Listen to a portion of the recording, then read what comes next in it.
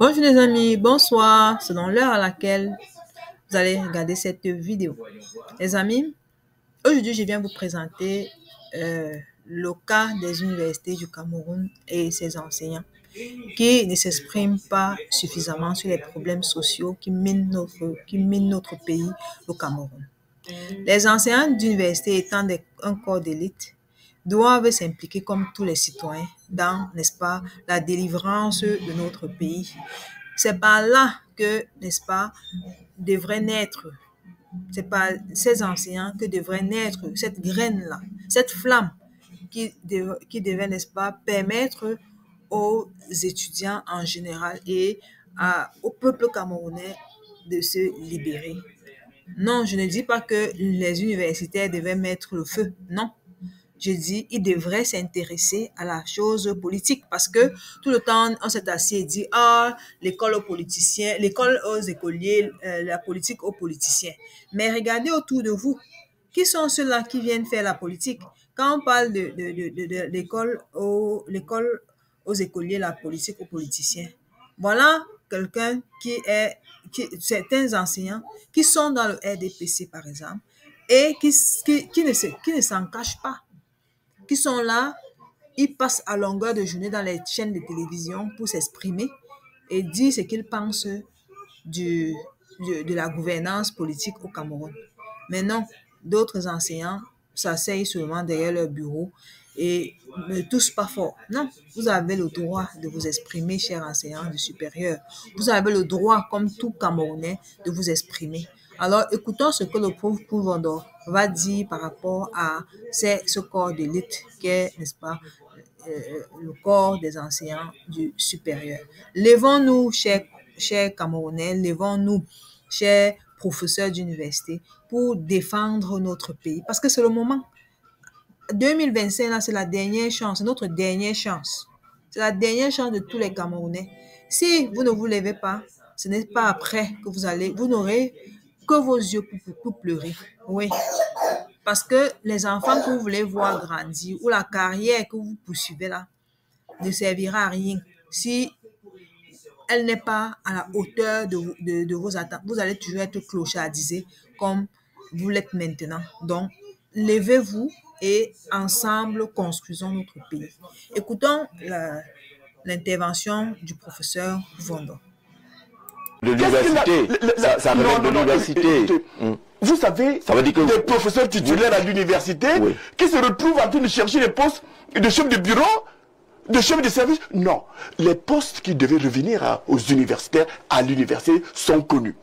On est recteur, on est vice-recteur, on est chef d'établissement ou adjoint, on est chef de département, on est chef de laboratoire. C'est quoi cette affaire d'universitaire qu'on retrouve chargé de la scolarité? Mais mon Dieu, il y a des administrateurs scolaires universitaires qui doivent occuper des postes de ce type-là. Un universitaire, s'il n'a pas de poste administratif comme ce que je viens de citer, mais il se concentre à la recherche, à l'enseignement, à l'appui, au développement. Donc honte! J'ai envie de dire ça comme ça, à ces universitaires qui courent après les postes de chef de service au ministère. Alors, on ne vous sent pas, vous les universitaires, on ne vous sent pas très solidaires. Mais attendez, vous on parlez ne vous sent pas très solidaires, les universitaires. Pourquoi il n'y en a pas? C'est moi que vous parlez de solidarité. Moi, je suis au Kouvondon. Pourquoi ils sont peut-être pas derrière Kouvondon? Pourquoi on ne voit pas? Je vous ai dit que c'est parce qu'ils ont un regroupement d'universitaires pour parler politique, pour proposer politique avec la science que vous maîtrisez. En vous disant qu'ils ont peur.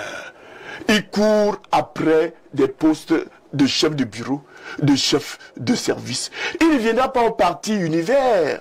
Tout simplement parce que si on le voit avec ce qu'on appelle opposant, il comprend qu'il n'aura plus jamais de carrière administrative. Je dis souvent à certains, si vous voulez faire de l'administration, vous voulez être administratif, mais pourquoi êtes-vous venu à l'université? Il lui fallut aller à l'école où on forme ceux qui sont chargés d'administrer des choses dans des administrations publiques. Pourquoi devenir docteur, chercher à être maître de conférence, professeur, pour se retrouver à un minable poste de chef de service? Mais bon, j'ai essayé pour voir un tout petit peu de quoi il s'agissait, mais après j'ai claqué la porte. Alors encore que, quand vous êtes dans ce système, vous êtes un subordonné de bas étage. Alors, pour sortir de ce volet, une politique parfois pour laquelle vous n'êtes pas en accord. Pour sortir de ce volet des universitaires, on a vu des docteurs PhD assis à même le sol il y a de cela quelques semaines parce qu'ils revendiquent des recrutements dans des universités. Quel regard vous jetez sur cette attitude, soit de ces universitaires, soit de l'État qui semble ne pas trouver suffisamment de place pour les universitaires? Lorsque je vois ça, j'ai envie de vous dire mon sentiment profond, j'ai honte d'être universitaire. Expliquez-moi comment quelqu'un qui est présenté comme un génie, parce que faire un doctorat, cela suppose qu'on est un génie. Un génie incapable de trouver des solutions à ses propres problèmes, parce que ça commence là. Si vous êtes un génie, rien ne devrait vous dépasser quand il s'agit de trouver d'abord des solutions à votre propre vie. Qui a aux uns et aux autres que la place du diplômé, du docteur, puisque vous parlez de docteur, c'est absolument aller à l'université.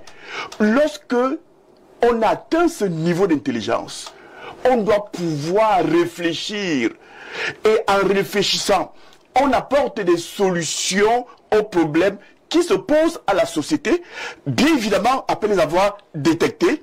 On est donc utile quelque part. Il suffit donc d'utiliser son savoir, son intelligence et mettre tout cela sur la table, sur cette table où on offre des services à la société et la société vous donnera la contrepartie qui vous permettra de vivre. Et cela ne se passe pas seulement à l'université. Au contraire, c'est plutôt l'université qui devait courir après un docteur pour lui dire de grâce, on a besoin d'intelligence, on n'a plus besoin. Et l'université docteur devrait, pour dire le langage camerounais, devrait le crâner en disant attendez-moi après-demain. Mais ça veut dire que vous comprenez pourquoi ces universités tambourinent sur l'État. Ces universités couchées à même le sol. J'ai envie de me poser la question comment ils ont fait pour être docteur. Mais mon Dieu, c'est à tort qu'ils tapent sur les doigts de l'État en disant que l'État affiche son incapacité à les recruter. L'État est-il le seul employeur dans ce monde? Non. L'État a-t-il vocation absolument à employer des intelligences de ce niveau-là? Non. Lorsqu'on a une intelligence de ce niveau-là, on doit pouvoir voler de ses propres ailes. Et je pense que si des docteurs sont incapables de voler de leurs propres ailes, il faut s'interroger sur le doctorat qu'ils ont. Vous savez qu'ils sont nombreux dans ces pays qui ont des papiers sur lesquels il est inscrit doctorat. Je ne parle pas seulement de doctorat. Je parle aussi de la licence, je parle du baccalauréat, je parle des masters et consorts. Des masters. Vous avez parfois quelqu'un qui vous dit qu'il a un master. Il est incapable de tenir un raisonnement cohérent. Il est capable parfois en français ou en anglais de former une phrase, sujet, verbe, complément. Et puis vous vous demandez, mais celui-là... Bon, évidemment, nous sommes Camerounais, nous savons très bien comment les diplômes s'obtiennent aujourd'hui.